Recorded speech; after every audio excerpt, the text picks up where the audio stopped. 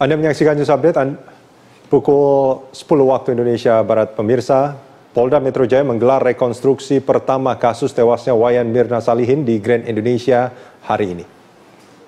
Dengan menggunakan 9 mobil, penyidik dari Direktorat Reserse Kriminal Umum Polda Metro Jaya tiba di tempat rekonstruksi yang berlangsung di Cafe Olivier Grand Indonesia, Jakarta Pusat. Saat tiba di lokasi, seluruh penyidik langsung masuk ke kafe. Polisi juga membawa tersangka Jessica Wongso ke lokasi rekonstruksi dengan pengawalan ketat penyidik. Dalam rekonstruksi pertama, Jessica didampingi pengacaranya Yudi Wibowo. Polisi melakukan penjagaan ketat di sekitar lokasi rekonstruksi, sementara di luar area Cafe Olivier dan kawasan sekitarnya dijaga ketat pihak keamanan mal yang memagari daerah itu dengan tali hitam. Sementara awak media tidak diperkenankan masuk maupun mendekat ke sekitar lokasi rekonstruksi.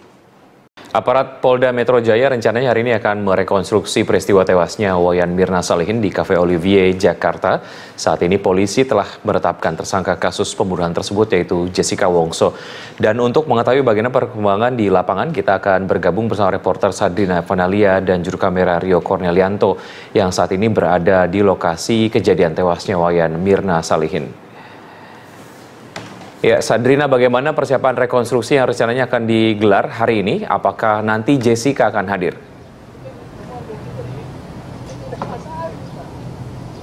Iya, Wiki, memang rencananya di Reskrimum Polda Metro Jaya akan melangsungkan rekonstruksi atas perkara kejadian ataupun kasus kematian Mirna Salihin yang tewas usai minum kopi di Cafe Olivier Grand Indonesia.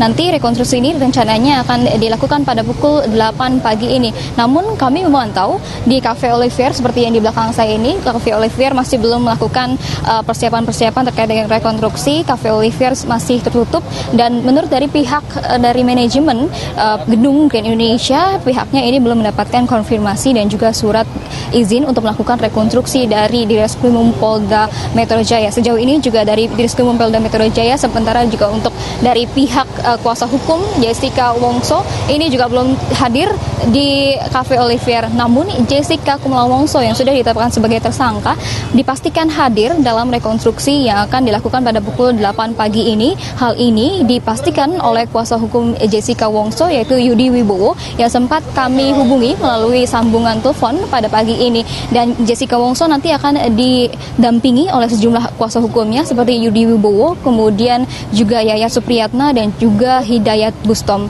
Wiki. Ya, Sadrina, lalu apa yang akan digali oleh polisi dengan rekonstruksi yang akan dilakukan hari ini?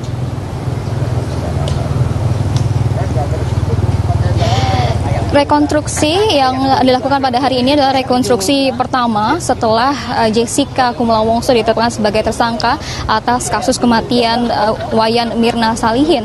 Rekonstruksi ini diperlukan karena Direskrimum Polda Metro Jaya ini ingin mengetes atau membuktikan keterangan-keterangan dari Jessica Wongso yang inkonsisten ataupun tidak sesuai dengan fakta-fakta yang didapatkan oleh Direskrimum Polda Metro Jaya. Nantinya ini rencananya rekonstruksi akan dilakukan dalam dua versi. Yang versi pertama adalah versi dari penyidik Direskrimum Polda Metro Jaya dan kedua adalah versi dari Jessica Wongso sendiri.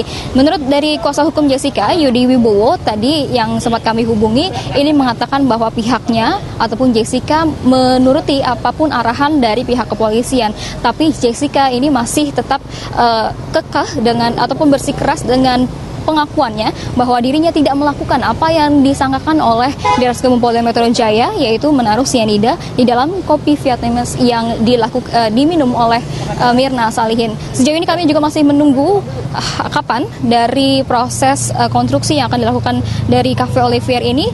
Demikian, kembali ke Wiki.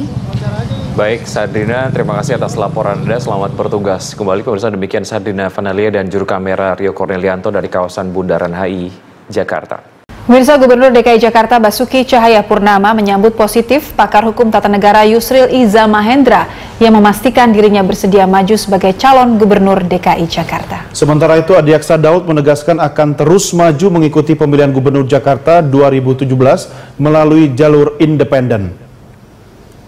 Ahok justru mendorong agar orang-orang mau mencalonkan diri di Pilgub agar warga DKI memiliki lebih banyak pilihan. Ia justru menyarankan agar warga DKI tidak memilihnya bila ada calon gubernur yang lebih baik. Mantan Menpora Adiaksa Daud mengatakan sudah ada parpol yang tertarik mendukungnya di Pilgub 2017. Ia mengaku telah bertemu dengan perwakilan partai politik termasuk Partai Amanat Nasional dan PKS yang tertarik mendukung Adiaksa pada Pilgub DKI Jakarta. Ia juga mengingatkan kepada Ahok agar tidak jumawa menanggapi hasil survei Pilgub DKI. Saya kira bagus ya kalau Bang Yusril ikut Pilgub DKI.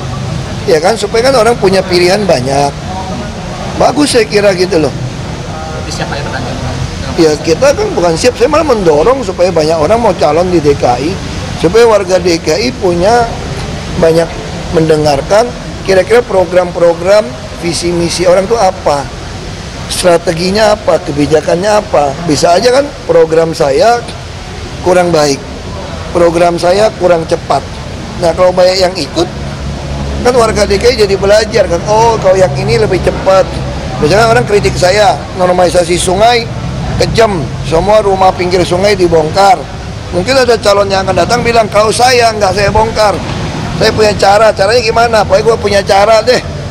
Aku pakai Aladin kayak, pakai jampi-jampi kayak, saya nggak tahu gitu. Tapi artinya minimal orang Jakarta jadi dapat sesuatu yang baru. Tapi yang sekarang tinggi jangan jumawa juga, kan gitu kan, ini belum tentu ya. Terkumpul berapa Pak sampai sekarang? Apanya? Dukungan KTP. Kalau KTP sekitar 90 ribuan baru, jauh lah di bawah Pak Ahok. Orang kita nggak punya fasilitas kok, ya kan? Relawan juga ala kadarnya. Tidak juga melibatkan pramuka, nggak boleh pramuka, ya kan, lain lagi gitu ceritanya. Tapi lawan terberat Pak Ahok ya Pak ya? Saya kira nggak ada lawan terberat, nanti bisa kelihatannya ketika bulan Juli, Juni baru kelihatan tuh pada saat pendaftaran. Nah kita belum tahu, kan saya dengar Pak Yusril mau maju juga katanya. Nah kan saya dengar gitu, kita lihat aja. Nggak ada yang berat lah lawan, ya tenang aja ya kan. Yang penting kita realistis. Kalau memang didukung, kita maju. Kalau nggak ngapa. Pemirsa, Presiden mengadakan rapat terbatas terkait percepatan pembangunan pembangkit listrik berbasis sampah. Dan untuk mengetahui berita terkini, kita bergabung dengan reporter Keiko Ranti dan juru kamera Eka Pamungkas langsung dari Istana Negara, Jakarta. Keiko, bagaimana komitmen pemerintah terkait pembangunan pembangkit listrik berbasis sampah? Ya Doni, pembangunan pembangkit listrik berbasis sampah ini adalah salah satu proyek pemerintah dalam usahanya menambah lagi pasokan sumber daya listrik bagi masyarakat.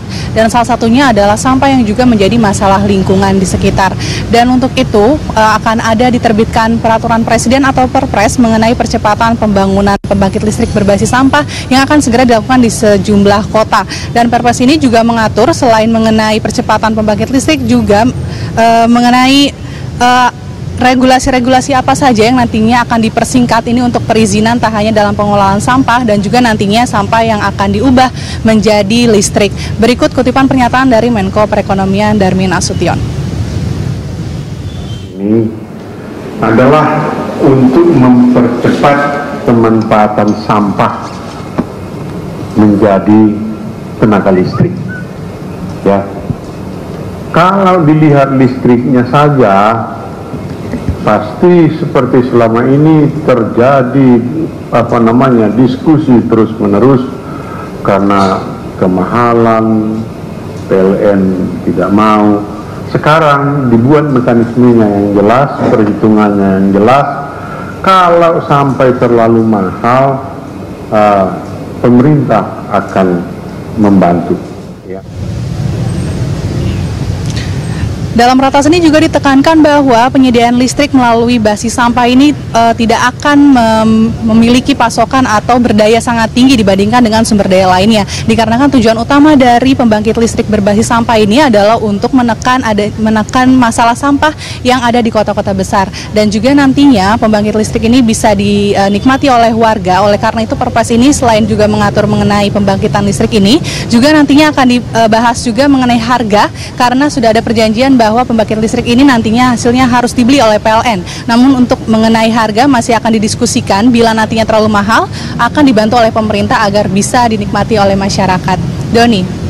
Ya Keiko, komitmen pemerintah untuk mempercepat pembangunan pembangkit listrik itu bagaimana dan kapan akan segera direalisasikan?